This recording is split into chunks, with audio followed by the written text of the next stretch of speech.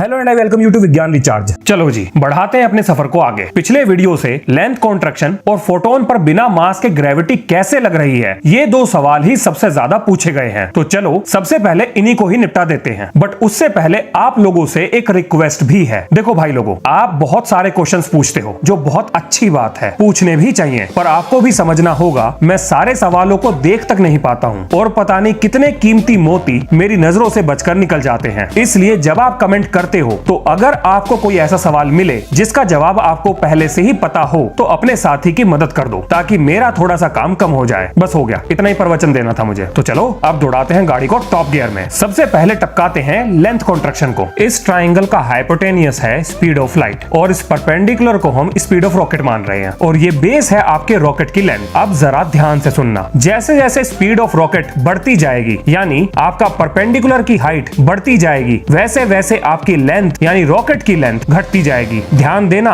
Speed of light यहाँ पर change नहीं होगी। जो चेंज आएगा वो आएगा रॉकेट की स्पीड में और रॉकेट की लेंथ में। अब इसे एक एनिमेशन की सहायता से देखो। जैसा कि आप इस एनिमेशन में देख पा रहे हैं, धीरे धीरे स्पीड ऑफ रॉकेट लाइट की स्पीड के नजदीक पहुंचती जा रही है, जिसके परिणाम स्वरूप रॉकेट की लंबाई धीरे धीरे घट रही है और लास्ट में जाके जब रॉकेट की रफ्तार स्पीड ऑफ लाइट के बराबर हो जाएगी तो रॉकेट की लंबाई एक फोटोन के बराबर हो जाएगी। तो इससे हमने क्या सीखा? लाइट की रफ्तार पर सिर्फ लाइट ही चल सकती है और लेंथ कॉन्ट्रैक्शन का मतलब भी जान लिया। चलो अब सुलझाता हूँ आपकी दूसरी प्रॉब्लम को। ये है अपनी प्यारी धरती पर हमारा प्यारा घर। अब इस पर एक स्केल भी रख लेते हैं ताकि कमरे के फ्लोर से उसकी छत तक की लंबाई निकाली जा सके। अब लगाकर इसमें एक टॉर्च एक फोटोन को छोड़ देते हैं और ट्रेस करते हैं उसके रास्ते को, जो कि बिल्कुल मिलेगा आपको सीधा। लेकिन जैसे ही हम इस कमरे को स्पेस में लेके जाएंगे और 9.8 मीटर पर सेकंड स्क्वायर के रेट से एक्सेलरेट करेंगे, यानी जितनी ग्रेविटी धरती पर लग रही थी उतना ही एक्सेलरेशन देंगे, तो कमरे के अंदर के माहौल में कोई चेंज नहीं आएगा क्योंकि एक्सेलरेशन ग्रेविटी के बराबर होता है। ये हम पहले ही जान चुके हैं। अब जैसे ही लाइट से फोटोन निकलेगा तो वो स्केल पे टकराएगा कुछ नीचे, जिसका कारण है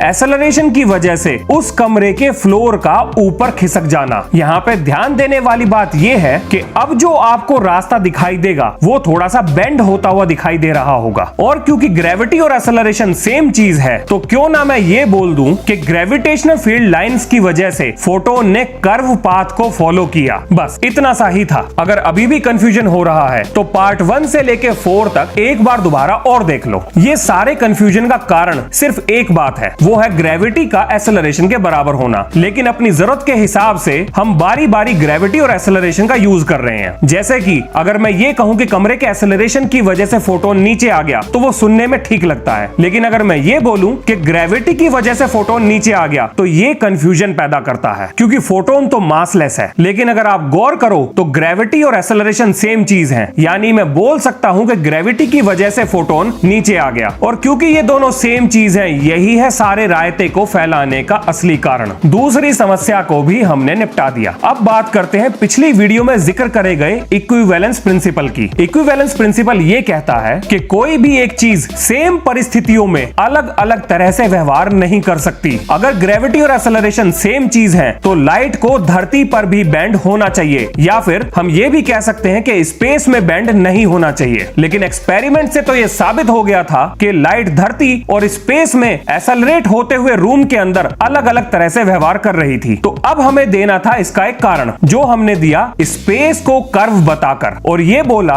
कि लाइट हमेशा स्पेस के कर्व नेचर को फॉलो करती है, जो कि सही भी है। और ये कर्व नेचर आता है बॉडीज के मास की वजह से। जितना बड़ा मास होगा उतना ही स्पेस के अंदर उनके द्वारा कर्व बनाया जाएगा, यानी ग्रेविटी का रियल सोर्स स्पेस का कर्व नेचर होगा। चलो ये तो थी वो बातें जो कि किताबों में दी गई हैं। अब कुछ ऐसा बताता हूं जो किताबों में तो दिया है लेकिन समझ में नहीं आता। करते हैं अपनी कहानी को कंटिन्यू और जोड़ते हैं टाइम को स्पेस के कर्व नेचर के साथ। एल्बर्ट आइंस्टाइन ने अपनी जर्नल थ्योरी ऑफ रिलेटिविटी में स्पेस को कर्व बोल दिया, पर साइंटिफिक कम्युनिटी के लिए ये बात थी गले में फंसी हुई हड्डी। फिजिसिस्ट किसी भी ऐसी थ्योरी पर यकीन नहीं करते जो किसी चीज की प्रेडिक्शन यानी भविष्यवाणी ना कर सके। तो अपनी थ्योरी को सही साबित करने के लिए आइंस्टाइन को अब करनी थी एक भविष्यवाणी जिसे बाकी साइंटिफिक कम्युनिटी टेस्ट कर सके, जिसके लिए उन्होंने पकड़ा मरकुरी की धुरी को, यानी elliptical path of Mercury around sun. अब आप सोच रहे होंगे कि इसमें ऐसा क्या खास था? खास अभी दिखाता हूँ। खास हमारे सौर मंडल के सारे ग्रह इलिप्टिकल रास्ते पर सूरज का चक्कर लगाते हैं। मर्क्यूरी भी लगाता है, पर ये यही नहीं रुकता। इसकी हरकतें एक संस्कारी ग्रह की हरकतों की तरह नहीं है। इसे पता नहीं क्या सूझी और इसने बनाना शुरू कर दिया प्रिसिशन और बना डाला पेरिहिलियन ऑर्बिट। रुको, देसी भाषा में बताता हूँ। यानी मर्करी इलिप्स में तो घूमेगा, पर वो इलिप्स भी सूरज का चक्कर लगाएगा। और सूरज की नजरों में ये नाचना गाना अच्छे संस्कारी ग्रहों यानी प्लैनेट्स का काम नहीं था। तो आइंस्टाइन ने सोचा, चलो पता करते हैं मर्करी के संस्कारों को किसने बिगाड़ा। लेकिन आइंस्टाइन जैसे जीनियस के लिए भी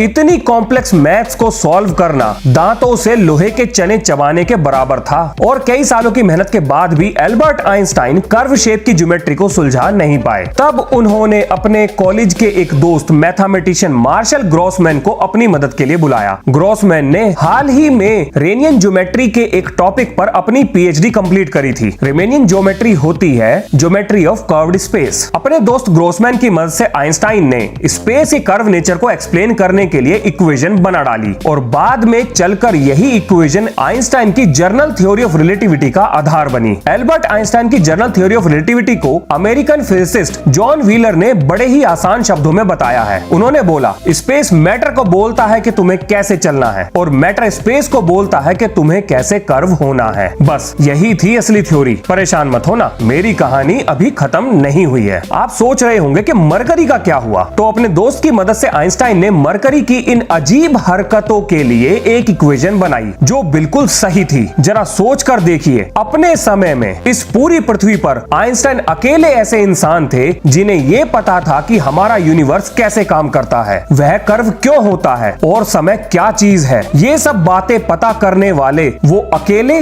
और सबसे पहले इंसान थे। जरा सोचो, अगर आपको कुछ ऐसा पता है जो पूरी दुनिया में सिर्फ आप ही जानते हो और जिस बात पर पूरी मानवता का भविष्य टिका है, तो भाई साहब भूल जाओ सुपरमैन, बैटमैन और हीमैन। असल दुनिया के सुपर हीरो अब आप ही हो। पर अब आप सोच रहे होंगे कि सर टाइम तो अभी भी नहीं जुड़ा स्पेस कर्व से। अरे चिंता क्यों करते हो, मेरा काम अभी खत्म नहीं हुआ। मेरा काम ही है गड़े मुर्दे उखाड़ना। चलो इसे भी उखाड़ देता हूँ। आपको ये तो याद ही होगा कि मैंने बताया था लाइट की रफ्तार कभी नहीं बदलेगी। मतलब मैंने नहीं, माइकलसन मोरले ने बताया था। तो इसका मतलब ये हुआ कि लाइट की रफ्तार एक्सेलरेटेड फ्रेम में भी नहीं बदलनी चाहिए। यानी लाइट की रफ्तार रेस्ट फ्रेम और एक्सेलरेटेड फ्रेम दोनों में सेम होनी चाहिए। और अगर थोड़ा डिटेल में कहूं तो लाइट की रफ्तार कर्व्ड स्पेस और एम्प्टी स्पेस दोनों में बराबर होनी चाहिए। और क्योंकि स्पीड होता है डिस्टेंस अपॉन टाइम, लेकिन कर्व्ड स्पेस में डिस्टेंस बढ़ गया है, तो लाइट की स्पीड को सेम रखने के लिए हमें टाइम की वैल्यू को भी बढ़ाना पड़ेगा। और ऐसा तभी हो सकता है अगर समय बीतने की रफ्तार धीमी हो जाए, यानी टाइम स्लो हो जाए। इसका मतलब यह भी हुआ कि स्पेस में जितना बड़ा कर्व होगा, समय उतना ही धीमा बीतेगा। और ये सब कुछ सिर्फ एक लाइट की रफ्तार को हर समय फिक्स रखने के लिए ही किया गया था। अगर आप इन सारी बातों को जोड़कर देखें तो आप पाओगे कि मैसिव ऑब्जेक्ट्स की वजह से स्पेस में कर्व आता है। उस कर्व की वजह से मैसिव ऑब्जेक्ट्स के पास ग्रेविटी आती है। उसी कर्व की वजह से लाइट बेंड होती है और उसी कर्व की वजह से समय धीरे बीतता है। यानी समय भी स्पेस कर्व से जुड़ा हुआ है। अगर स्पेस में कर्व नहीं होगा तो समय अपनी रफ्तार पर चलेगा और जितना ज्यादा कर्व होगा समय उतना ही धीरे बीतेगा। जुड़ गया ना समय स्पेस कर्व से। चलो एक और एग्जांपल देखो। एक एप्पल को धरती पर गिराते हैं, कुछ अजीब लगा? नहीं लगा होगा, अब लगेगा। धरती भी स्पेस में है, उसका भी मास है, तो वो भी स्पेस को कर्व करेगी, तो टाइम भी अपने हिसाब से चलेगा। अगर मैं एप्पल गिरने की घटना को फ्रेम बाय फ्रेम तोड़ दूं तो ये आपको कुछ ऐसा दिखाई देगा। यानी ये एप्पल स्पेस टाइम में अपने पास्ट से फ्यूचर की तरफ मूव किया है। क्यों? मजा आया ना? ओ तेरी, तो क्या टाइम ट्रेवल पॉसिबल है? We are into end game.